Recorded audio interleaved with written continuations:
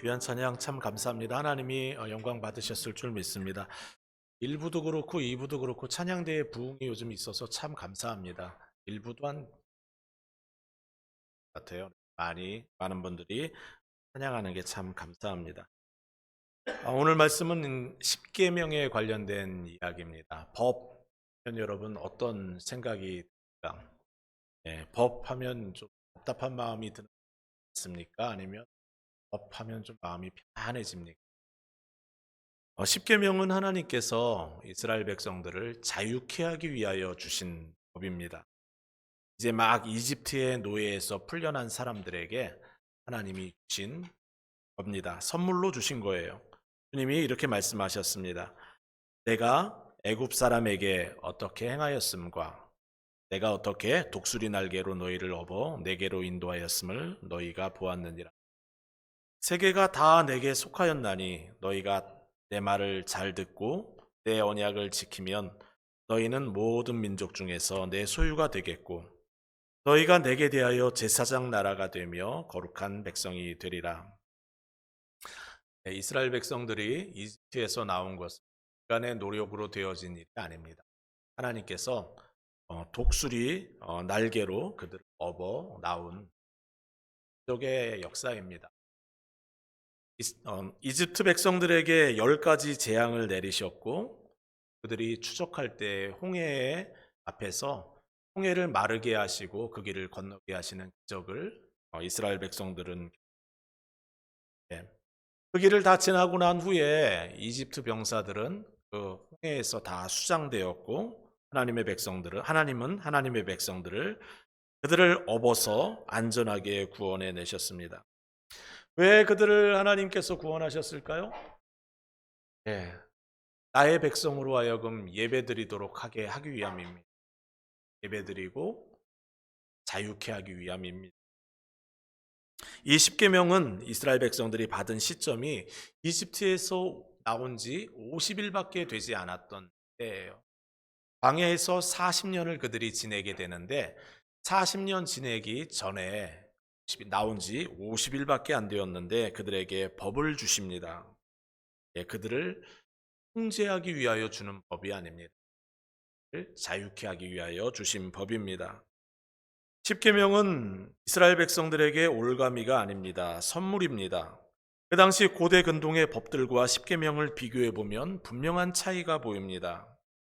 넷째 계명, 안식일을 기억하여 거룩히 지키라. 공식적으로 쉬게 하라라는 법이 십계명 안에 들어 있어요. 고대 근동 사회의 함무라비 법전, 레피트 이슈라트 법전, 에쉬눈나 법전들을 보면 쉼에 대한 법이 들어있지 않아요. 공식적으로 쉬라는 법은 십계명에만 들어 있습니다. 그런데 이 법을 자세히 들여다보면 하나님의 본심이 보입니다. 하나님은 하나님의 백성들이 쉼을 갖기를 원하세요. 자유를 지키기를 원합니다.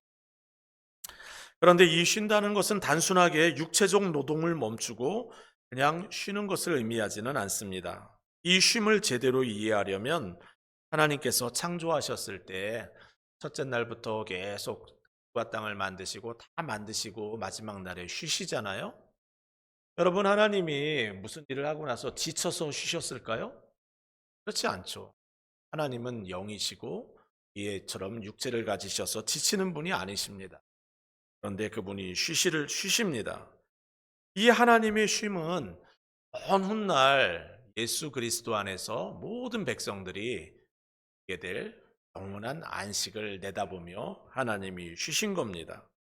그렇기 때문에 십계명의 쉬라는 법을 생각할 때 단순하게 육체적으로 안식하고 쉬어야지 이 차원만 해석하면 곤란합니다. 그리스도 안에서 우리는 쉬는 법을 배워야 합니다. 제가 버지니아에서 있다가 이쪽에 와 보니까 다른 게 하나 있어요. 말이 되면 자동차 회사들이 공식적으로 셧다운을 1년에 한 2번 정도 하더라고요. 그러니까 쉼을 갖습니다. 추운 날 저는 교회에서 열심히 사역하는데 성도들은 휴가를 참 많이 갑니다. 한편으로 배도 좀 아프고 쉬십시오. 가족과 함께 시간을 내고 가족들과 함께 좋은 추억을 만드세요. 우리의 뇌도 그렇고 몸도 그렇고 하나님이 우리를 만드실 때 쉬어야지 더 오래 갈 수 있도록 만드셨습니다. 그리고 더 창의적으로 일할 수 있도록 만드셨어요. 하나님은 우리의 쉼에 관심이 많습니다. 잘 먹고 잠도 잘 주무시고 쉴 때는 푹 쉬세요. 하지만 그것으로 충분하지 않습니다. 하나님이 사람을 만들 때 그리스도 안에 있을 때야 참된 쉼을 누릴 수 만들었던 사실을 해야 합니다. 수고하고 무거운 짐진 자들아 다 내게로 오라. 내가 너희를 쉬게 하리라. 나는 마음이 온순하고 겸손하니 내 멍에를 내게 배우라. 쉼은 주님 앞에 우리가 있을 때, 주님 안에 있을 때 우리가 쉼을 얻습니다. 우리가 주일에 교회에 나와 예배를 드리는 이유가 어디에 있습니까? 그리스도 안에서 쉼을 얻기 위함입니다. 예배를 통하여 주님을 알고 주님을 예배하기 위함입니다. 호세아가 이런 말씀을 했어요. 내 백성이 지식이 없으므로 망하는도다. 우리는 하나님의 말씀을 듣고 배우고 알므로 그 말씀을 통하여 예수님을 만나야 합니다. 또 예수님 안에서 영원한 안식을 누릴 수 있어야 합니다. 세상의 모든 사람들은 그리스도 안에서 참된 쉬는 법을 배우기까지 끝없는 방황 속에서 살아갑니다. 최고의 학력과 최고의 권력과 최고의 재력을 가져도 방황은 멈추지 않습니다. 그리스도를 만날 때에야 참된 안식을 누리게 됩니다. 성경의 사내들인 공회원이었던 니고데모가 밤중에 예수님을 찾아온 이유가 무엇입니까? 그는 재력을 가졌고 권력을 가졌고 지혜를 가졌던 인물입니다. 그런데 밤중에 왜 예수님을 찾아왔을까요? 그의 마음 안에 참된 안식이 있지 않는 겁니다. 우리는 세리 사케오를 알고 있습니다. 성경은 사케오를 가리켜 세리장이라고 했어요. 많은 재산을 그리고 있는 사람입니다. 그럼에도 불구하고 그가 왜 예수님이 온다는 소식을 듣고 뽕나무 위로 올라갑니까? 그의 헛헛한 마음, 채워지지 않는 마음 때문입니다. 사도 바울은 예수님을 만난 후에 그가 가지고 있었던 로마 시민권과 그의 모든 율법적인 지식과 부와 명예를 배설물로 여기고 오직 주님만 붙들고 예수님만 붙들고 그의 인생을 살아갑니다.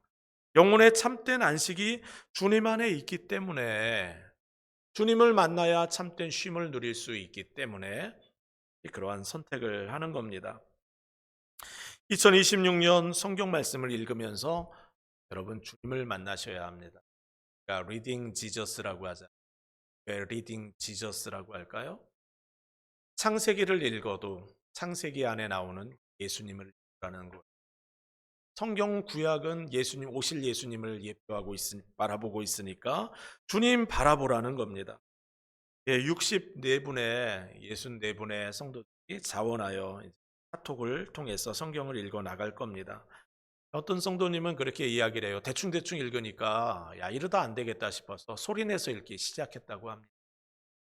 성경 통독을 통하여 중요한 것은 다 읽었다가 아니에요.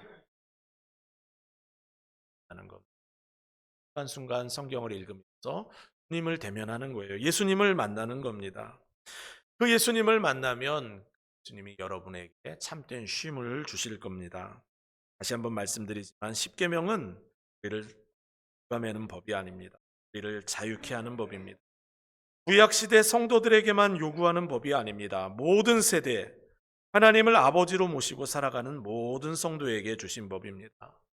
하나님은 예수를 믿는 그들의 마음속에 이 법을 새겨두셨습니다. 이렇게 이야기합니다. 내가 나의 법을 속에 두며 그 마음에 기록하여 나는 그들의 하나님이 되고 내 백성이 될 것이라. 하나님의 법이 믿는 성도들의 어디에 있다고 합니까? 하나님의 백성의 마음 속에 두고 그들의 마음에 기록하였다 이야기합니다. 신학자 마이클 홀튼이라는 분은 십계명을 가리켜 인간 본성에 각인된 하나님의 영원한 뜻이다 이렇게 이야기했어요. 인간 본성에 각인된 하나님의 영원한 뜻. 이것은 구약 성도들에게만 해당되는 하나님의 뜻이 아닙니다. 우리 모두를 향한 하나님의 영원한 뜻입니다. 오늘 10계명 중에 1계명을 좀 중심적으로 다룰 텐데요. 1계명이 1계명을 지키는 성도들은 자동적으로 10계명을 다 지키게 되어 있습니다. 그래서 1계명만 좀 합니다. 1계명 무엇입니까? 너희는 나 외에 다른 신을 내게 두지 말라. 하나님은 질투하는 하나님이니까 하나님 한 분만 섬겨라. 이 말씀입니다. 우상 숭배하지 말라는 말씀이에요. 여러분, 우상 숭배가 무엇입니까? 우상 숭배에 대하여 제가 곰곰이 생각해 보니까 떠오르는 책 한 권이 있었어요. 마음 의 집이란. 이야기는 한 사람이 예수님을 마음에 모시면서 시작이 됩니다. 예수님은 주인공의 어두운 마음에 들어오셔서 그 마음을 밝히셨어요. 마음의 차가운 난로에 불을 지피시고 마음의 냉기를 몰아내십니다. 정적이 흐르고 그런 정적이 흐르던 곳에 찬양이 흐르게 하시고 불화가 있던 그 마음에 조화를 만들어내기. 여러분, 예수님을 믿으면 우리 마음속에 그런 평화가 찾아오지요. 지난주 한 성도님이 자신의 딸의 이야기를 합니다. 좀 불안한 마음을 가지고 있고 방에 들어가면 불안한 마음 때문에 음악을 틀어놓고 있는데 예수를 믿게 된 것 같대요. 만나서 이제는 음악을 틀어놓지 않아도 너무 편하고 집안이 좋. 예, 우리 마음에 주시면 이 평안을 주시는 거예요. 예수님이 주인공의 식탁에 앉으셨을 때 그 주인공은 자신이 좋아하는 음식을 예수님께 대접합니다.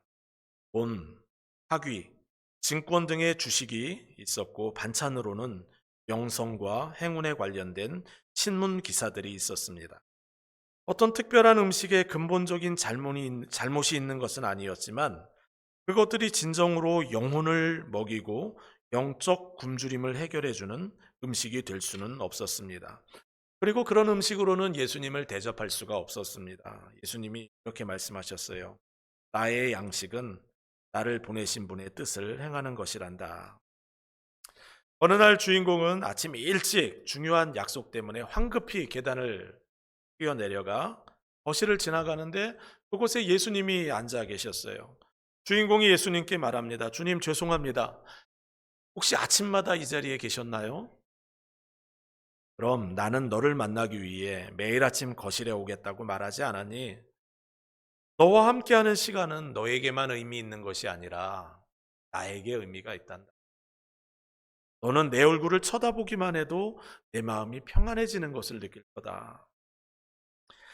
작업실에 예수님이 들어오셨을 때 그분은 내 뒤로 걸어오시더니 크고 강한 팔을 내 어깨에 두르시고 그분의 손 위에 내 손을 얹게 하신 다음 나를 통해 일하기 시작하셨습니다. 하루는 주인공이 외출을 하려고 하는 날입니다. 예, 같이 가자고 했어요. 주인공이 편해합니다. 주님, 오늘은 그냥 저 혼자 갔다 올게요. 내 계십시오. 주님은 섭섭해 하시면서 난 너와 모든 일을 함께 하기를 원했는데 라고 말씀하셨어요. 그런데도 주인공은 예수님을 구합니다. 오늘은 말고 내일 같이 가시죠. 예수님께서 기뻐하지 않는 발걸음인데도 기어 그것을 하기 위해 고의적으로 예수님을 밀쳐내고 주인공 외출을 합니다. 책의 마지막 부분에 탈진한 주인공에게 예수님이 말씀하십니다. 너 자신의 힘으로는 승리하는 그리스도인으로 살 수 없단다. 하지만 나는 이 집의 손님일 뿐이야. 내게는 일을 수행할 권한이 없단다. 이 집의 명의를 나에게 줄 수 있겠니? 여러분, 우상숭배가 무엇입니까? 우상숭배는 하나님이 계실 수 있는 한 영역만 인정을 하고 나머지 영역은 인정합니다. 이곳에 오시면 안 됩니다. 라고 말하며 살아가는 삶입니다. 하나님은 우리 삶의 모든 영역의 주인이 되기를 원하십니다. 우리의 모든 영역의 주인이 되어 있지 않다면 그것은 우상숭배를 하는 삶입니다. 현대인들은 자신의 삶의 많은 영역 가운데서 하나님이 들어올 수 있는 방 하나만 만들어 놓고 예수님은 그 방에만 계시기를 원합니다. 그 방 외에는 어느 곳에서도 주님을 만나기를 원치 않습니다. 그것이 우상 숭배입니다. 신학자 마이클 홀튼 박사는 그리스도인들이 섬기는 우상을 5가지로 했는데 제가 이렇게 읽어보니까 설득력이 있었어요. 그가 제시하는 그리스도인들이 우상 숭배하는 방법. 첫째는 믿음을 믿는 믿음입니다. 예. 믿음 자체에 내포된 힘과 믿는 행위에 담긴 불가항력적인 불가사의한 마력을 믿는 오스기네스라고 하는 소명이라는 책을 쓰신 기독교 대표적인 저자는 믿음을 믿는 믿음 이것이야말로 미국의 대표적인 이단이다라고 이야기를 했어요. 여러분한테 전 세계의 베스트셀러가 되었던 책 시크릿이라는 책을 기억하는지 모르겠어요. 거기에 책을 한 문장으로 요약한다면 이런 내용입니다. 그것을 믿으면 우주가 그것을 당신에게 가져다 줄 것이다. 우리의 믿음의 능력이 있어서 믿기만 하면 그 일이 이루어질 것이다. 이렇게 믿는 그 믿음을 설파하는 책입니다. 그런데 여러분, 믿음은 아무런 능력이 그 믿음 안에 있는 건 아니에요. 우리가 예수님을 믿고 하나님을 믿는다고 말할 때 여러분, 믿음은 하나님과 우리 사이를 연결하는 전화선과 같을 뿐. 그 자체가 가지고 있는 능력이 있는 게 아닙니다. 그런데 현대 그리스도인들은 자신에게 있는 믿음의 능력을 믿습니다. 하나님을 믿는 게 아닙니다. 믿는 자체를 믿는 거예요. 사람은 원래 남을 잘 믿질 않아요. 믿음의 대상을 타인에게 두려고 하질 않아요. 그냥 내 안에 있는 그 믿음 자체의 믿음을 두고 싶어 합니다. 성경에 예수님께서 할 수 있거든이 무슨 말이냐? 믿는 자에게 능치 못한 일이 없느니라. 이렇게 말씀하셨어요. 이 핵심은 우리의 믿음 되시는 그 예수님이 모든 능력을 가지고 계시니까 우리의 믿음을 그분에게 두라는 거예요. 나에게 두지 말고 나 자체에게 어떤 믿음을 두지 말고 믿음을 우리의 대상 되시는 예수님께 두라는 말씀이에요. 그런데 믿는 사람들은 믿음을 가진 사람들은 내가 원하는 것은 무엇이든지 믿기만 하면 얻을 수 있다. 이렇게 이 말씀을 받아들입니다. 믿음을 믿는 믿음은 이 시대 그리스도인들의 심각한 문제라고 할 수가 있겠습니다. 두 번째는 체험을 믿는 믿음. 체험은 중요한 거예요. 예수를 믿으면 이 안에 오셔서 시키죠. 체험은 중요하고 필요한 겁니다. 그런데 체험을 믿는 믿음은 문제가 됩니다. 체험을 믿는 믿음을 가진 사람들은 가장 중요하게 생각하는 것이 내가 만난 하나님, 내가 믿는 예수님이. 성경을 통해서 예수님을 만나는 것이 중요한데 말씀을 통하여 하나님을 알아가야 하는데 말씀을 배우고자 하는 열의가 있지 않아요. 그냥 내가 하나님을 경험하는 게.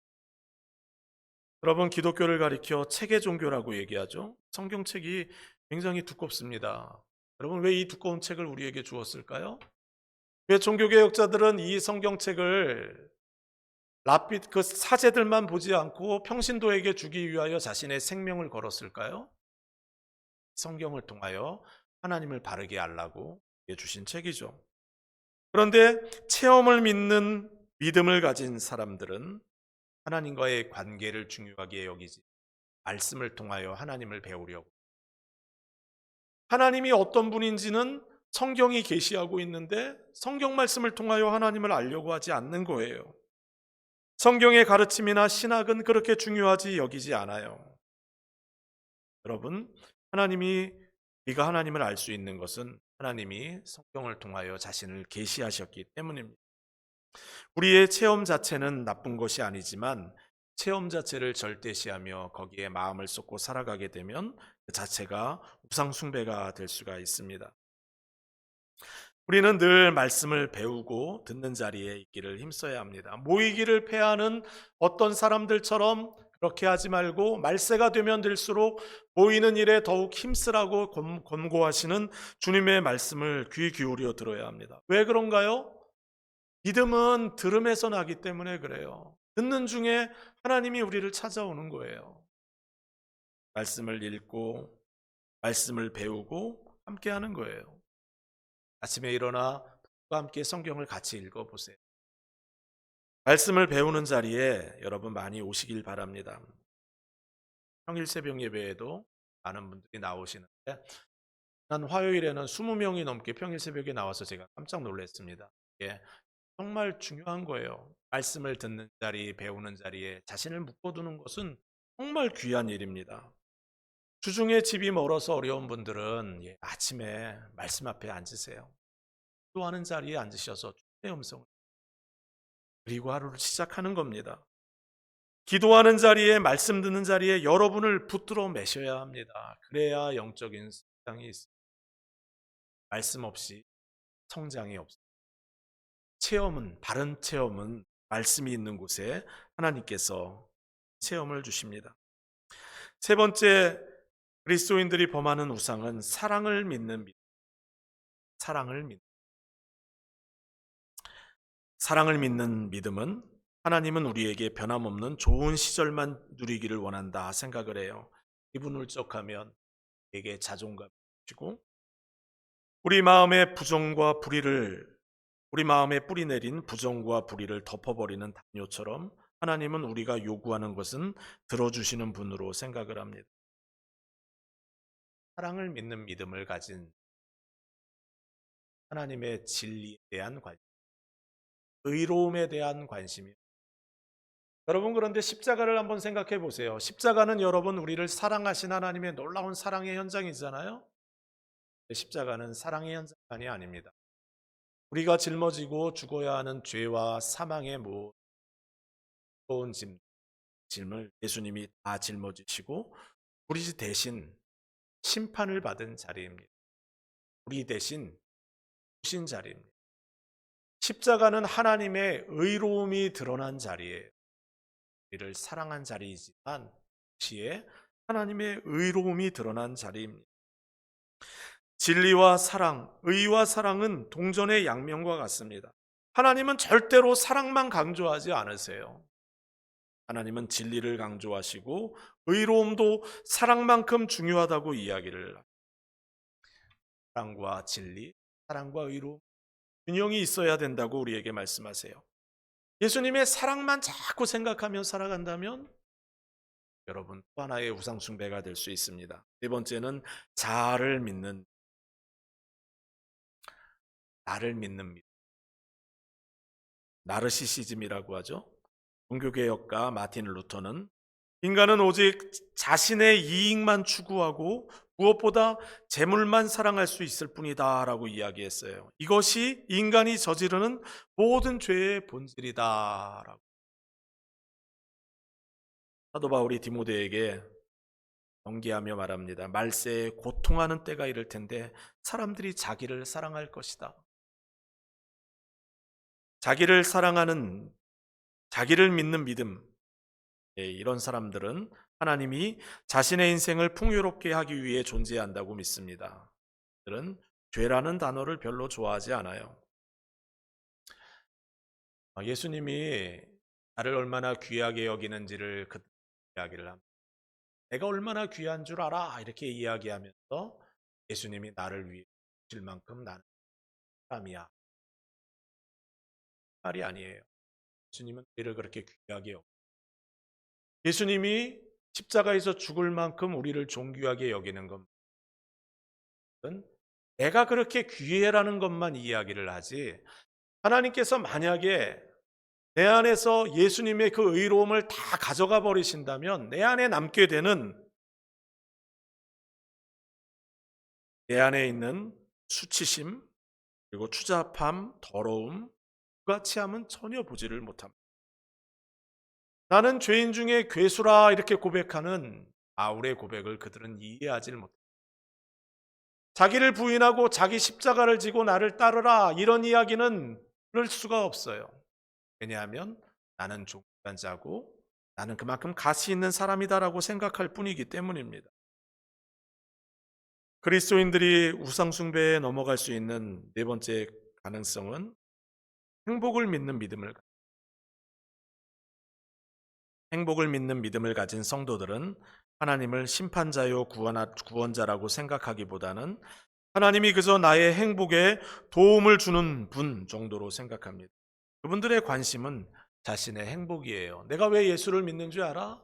나는 행복하려고 믿는 예수를 예수님을 섬기기 위해 믿는 하나님이 하나님의 형상대로 우리를 만드시고 그분을 섬길 때 가장 큰 기쁨을 누리게 하셨기 때문에 위하여 믿는 거예요. 인간의 행복을 오랜 세월 연구한 공리주의 철학자 존 스튜어트 밀이 한 말이 있습니다. 나는 행복이라는 목표가 그것을 직접적으로 추구하지 않을 때에만 얻을 수 있다는 사실을 마침내 깨달았다. 자신의 만족이 아니라 다른 대상을 마음에 두는 사람만이 행복을 누릴 수가 있다. 예, 절대 다수의 절대 행복을 이야기하고 여러분 행복을 추구했던 그 철학자의 고백입니다. 행복은 내가 행복해야지 해서 얻는 게 아니라는 거예요. 오히려 다른 사람의 유익을 위하여 다른 대상의 만족을 위하여 수고할 때 얻어지는 것이 행복이라는 거예요. 성경을 보면 초대교회 성도들이 큰 행복을 누립니다. 사도 바울이 감옥에 갇혀 있는데 책에 그냥 기쁨에 대하여 많은 글을 남겼어요. 감옥에 갇혀 있는데 어떻게 그렇게 기쁠 수 있을까요? 예.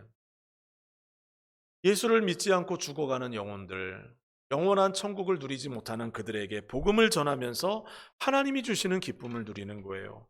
다른 영혼들이 정말 주님 앞에 살아나서 복을 누리며 살아가는 것을 보면서 누리는 기쁨이 차원이 다른 기쁨.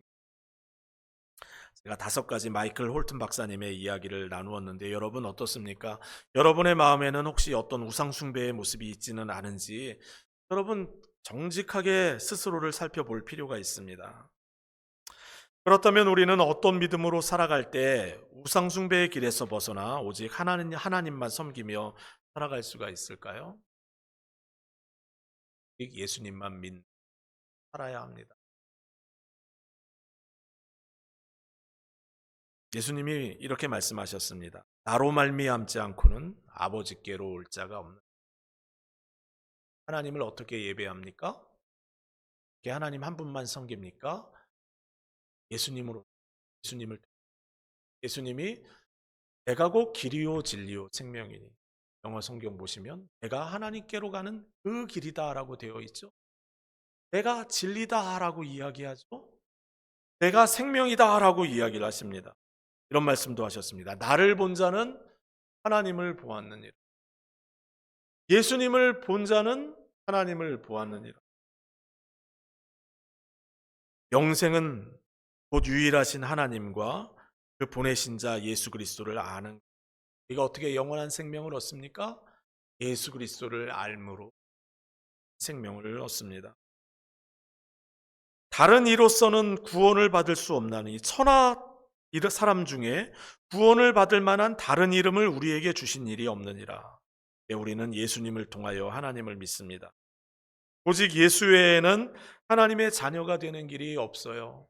우리는 예수님을 믿음 하나님을 바르게 섬기게 됩니다. 오직 예수, 오직 한 길, 이것 외에는 다른 방법이 없는 거예요.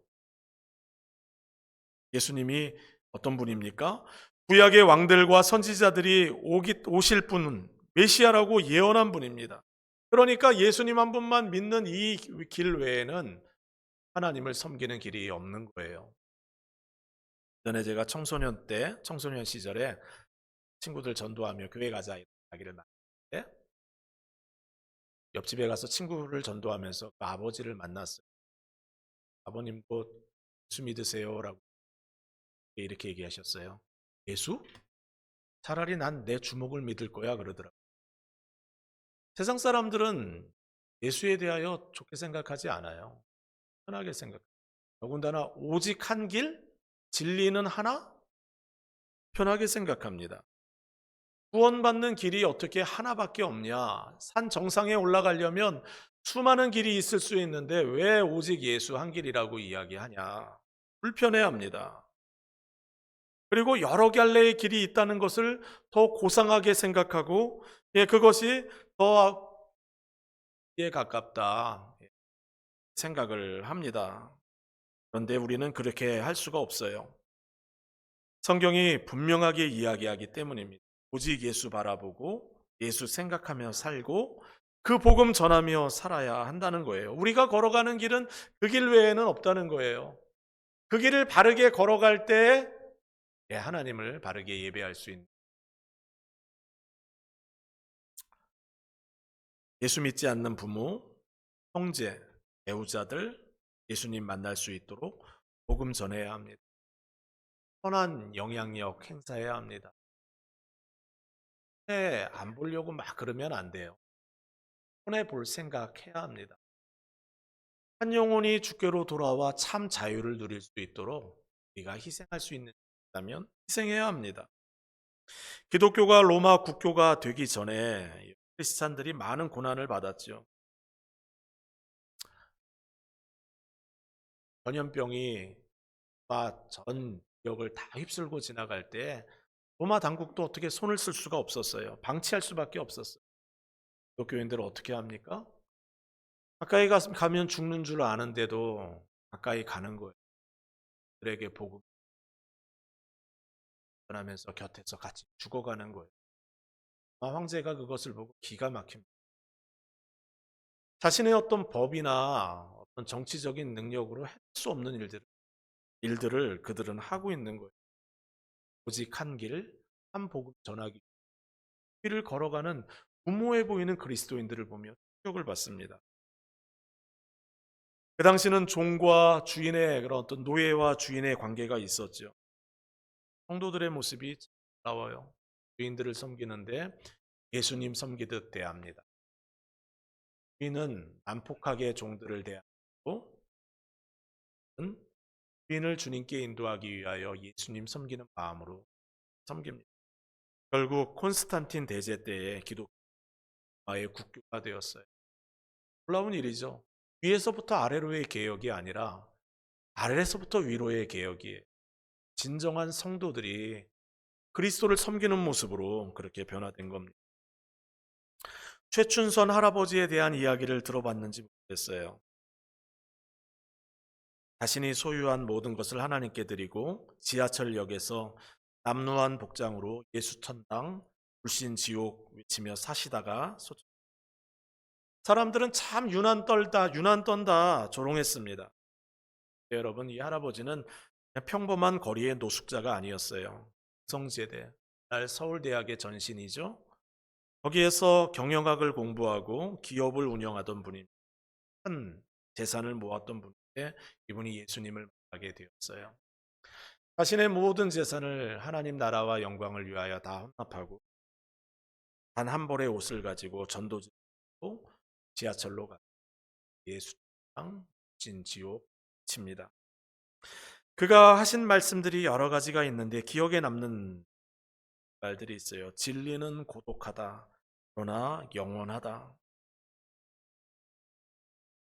왜 고독하다고 했을까요? 주님 따라가면서 만나는 많은 경험들이 담겨 있다고 생각이 돼요. 오직 한 길, 오직 한 예수 전하며 살아가려고 마음을 결단하고 나니 오는 거죠. 그러나 영원하다는 거예요. 또 이런 말도 남겼습니다. 예수님 한 분이면 충분하다. 예수님 한 분이면 충분하다. 다 가져본 사람이에요. 다 누려본 사람이에요. 그런데 예수님 한 분이면 충분하다라고 고백합니다. 우리는 이 믿음으로 살아야 합니다. 이 믿음으로 걸어갈 때 하나님이 우리를 기뻐하세요. 그리고 우리가 이 한 믿음, 예수님 한 분이면 충분합니다. 이 믿음으로 살아가면 하나님이 우리를 기뻐하세요. 우리를 너무 기뻐하세요. 우리의 인생을 책임져 주실 뿐만 아니라 자녀들의 인생도 책임져 주십니다. 제가 청소년일 때 찬양 테이프를 참 많이 들었어요. 어떤 테이프는 너무 많이 들어서 줄 늘어나가지고 테이프를 한 3개까지 바꿔가며 들었던 적이 있어요.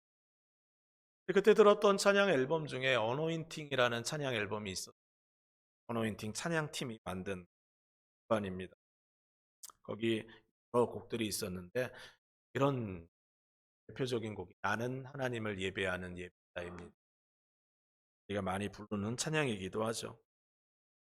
그 시대 많은 청년들이 하나님을 바라보게 하는데 귀하게 쓰임 받았던 팀입니다. 거기에 이성근 가수라는 분이 계세요. 주님 한 번만 섬기고 주님 한 번만 예배하며 살단을 해요. 하나님은 그분에게 선교에 대한 마음을 주셨습니다. 홀로 선교사로 떠나게 되었습니다. 사랑하는 아내와 두 남매를 데리고 떠납니다. 여러분, 선교가 말이 쉽지 일인가요? 교회에서 파송을 하거나 교단에서 파송을 하면 책임져 주는 사람이라도 있을 텐데 찬양팀에서 사역하던 간사님이 떠났으니 어려움이 많았겠지요. 선교 후원이 하나씩 둘씩 끊어지기 시작합니다. 아이들을 학교에 보낼 형편이 되지 않았어요. 이 집은 홈스쿨을 하자 하면서 홈스쿨을 시작했어요. 여러분, 그렇게 홈스쿨링을 시작했는데 선교사님은 그 어려운 상황 속에서도 믿음으로 지켜내기 시작합니다. 나를 이곳에 보낸 분이 하나님이니까 아무리 어려워도 나는 이곳에서 하나님을 예배하겠다 마음에 다짐을 합니다. 그리고 주님을 바라봅니다. 아내와 두 남매와 함께 찬양하며 선교의 사명을 끝까지 감당하겠노라고 결단하며 하나님 앞에 기도합니다. 그 고통의 시간에, 그 결단의 시간에 하나님께서 선교사님께 찾아왔어요. 그리고 약속의 말씀을 주셨답니다. 잠언 14장 26절 말씀입니다. 하나님을 경외하는 자에게는 굳건한 믿음이 있나니 그 자녀들에게 하나님이 피난처가 되시리라. 선교사님에게 가장 큰 고통이 뭐예요? 자녀들입니다. 본인들은 하나님의 소명을 받아 믿음의 길을 걸어가면 자녀들에게는 이게 무슨 고생인가요? 이 말씀을 붙들고 하나님께 기도하며 사역을 합니다. 주님 바라보며 끝까지 그 믿음의 길을 걸어갈 때 2014년 두 남매가 K-팝 스타 오디션에 지원을 하게 됩니다. 남매는 그 대회에서 우승을 하였어요. 여러분, 우리가 잘 알고 있는 악동 뮤지션이라는 이에요. 어른들은 잘 모르실 수 있어요. 아시나요? 끄덕이는 분이 계십니다. 신시대십니다. 아마 대부분이 아실 거예요. 많은 사랑을 받는 남매입니다. 싱어송라이터로, 가수로. 지난 11년 동안 많은 음반도 내고 많은 활동을 하죠. 저도 가요를 듣는 사람은 아닌데 이 두 아이들도 아니죠. 청년들이 부르는 노래들은 들을 때가 있어요. 듣다 보면은 마음이 편안합니다. 그리스도인다운 힘들이 터져 나옵니다. 우승상금 3억을 모두 기부하고 신실하게 그리스도인 살아가는 그리스도인 두 아이가 청년들이 품어내는 에너지가 참 놀랍습니다. 그런데 하나님이 하시는 일이 참 더 놀랍습니다. 한 선교사님이 하나님만 사랑하고 하나님만 전하겠노라고 홀에서 아이들 내지 못합니다. 그렇게 하나님 전하며 살아갈 때 하나님이 그 뒤에서 하시는 그 일들이 놀랍습니다. 하나님을 경외하는 자에게는 굳건한 믿음이 있나니 그 자녀들에게 하나님이 피난처가 되시리라. 십계명을 주시며 주님이 말씀하셨잖아요. 자녀 1000대까지 하나님이 복주시겠다는 말씀을 하시잖아요. 우리가 하나님 섬기며 살아가면 하나님이 우리의 인생을 지십니다. 뿐만 아니라 자녀들의 인생을 지십니다. 우리가 어떻게 자녀들을 바르게 양육할 수 있나요? 하나님을 우리가 잘 섬기며 하나님이 십니다. 이 믿음 가지고 우리는 가는 거예요. 여러분, 혹시 여러분의 살아가는 삶의 상황은 어떠십니까? 상황 속에서 주님이 원하는 것은 잘 섬기며 사는 예하고 찬양하며 살아가는 겁니다. 그러면 주님이 다 책임져 주실 줄 믿습니다. 우리 그 어노인팅 찬양팀이 우리에게 소개해 주었 나는 하나님을 예배하는 예배자입니다. 함께 찬양하겠습니다.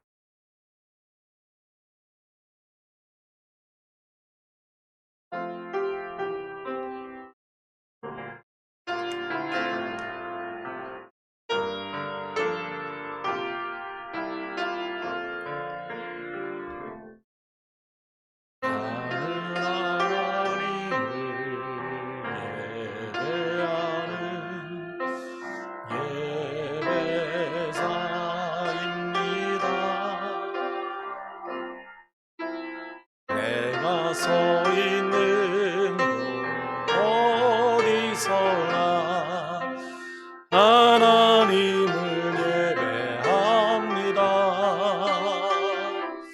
내 영혼 거룩한 은혜를 향하여 내 마음 완전한 하나님 향하여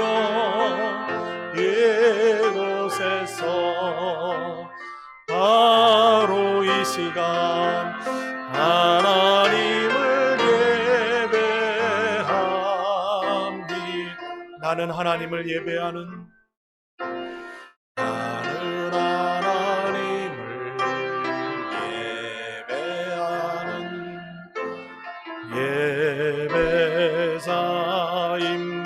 예배자입니다. 내가 서 있는 곳 어디서나 하나님을 예배합니다. 내 영혼 거룩한 은혜를 향하여 내 마음 완전한 하나님 향하여 이곳에서 바로 이 시간 하나님을 예배합니다. 내 영혼 거룩한 내 영혼 거룩한 은혜를 향하여 내 마음 완전한 하나님 향하여 이곳에서 바로 이 시간 하나님 예배합니다. 이 시간 함께 기도하겠습니다. 하나님, 우리의 삶의 환경이 어떠하든 시간에 오직 예수, 오직 주님만 섬기며 살아가게 하여 주옵소서. 말씀을 읽으며 주님 만나게 하시고 말씀을 통하여 하나님을 더 깊이 깨달아가는 2026년 되게 하여 주옵소서. 우리가 주를 경외하며 살아가면 하나님이 우리를 책임져 주실 뿐만 아니라 우리의 자자손손 하나님의 영광을 거두지 않으시고 하나님의 기쁨을 우리에게 보여주실 줄 믿습니다. 주님께 더 가까이 나아가는 한 해 되게 하여 주옵소서. 우리 말씀 생각하며 함께 기도하며 나아가겠습니다. 사랑과 은혜 많으신 아버지 하나님,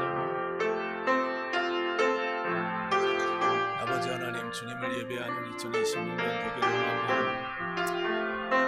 예수님 한 분만을 예배하는 한 해 되기를 원합니다. 오직 한 길, 아버지 하나님, 하나님을 예배하는 예배자의 모습으로 살기를 원합니다. 하나님 아버지 하나님, 헛된 우상을 섬기지 않고 아버지 하나님, 헛된 아버지 하나님 대상을 섬기지 않고 주님 한 분 섬기며 믿음의 길을 걸어가기를 원합니다. 아버지 하나님, 우리가 서 있는 삶의 자리에서 주님을 예배하며 주님을 경배하며 살아가기를 원합니다. 골방에서 주님을 예배하며 주님을 찬양하며 주님을 묵상할 때 하나님 아버지 하나님, 새 일을 행하시는 하나님의 은혜를 만날 수 있도록 주님 함께하여 주옵소서. 하나님 아버지 하나님, 우리의 마음이 말씀의 뿌리 내게 하여 주시고 주님을 만나게 하시고 어떤 어려움이 와도 주님 한 분만 섬기며 이탈하지 않으며 믿음으로 서서 걸어가게 하여 주옵소서. 하나님 기뻐하는 삶 살게 하여 주시고 주님 경외하는 삶, 주님 의지하는 삶, 주님 신뢰하는 믿음의 삶 살아갈 수 있도록 하나님 우리에게 은혜를 더하여 주옵소서. 하나님 함께하여 주옵소서. 주님 예배하다가 주님 만나게 하여 주옵소서. 영원한 그 나라에서 주님 만나는 우리 모두가 되게 하여 주옵소서.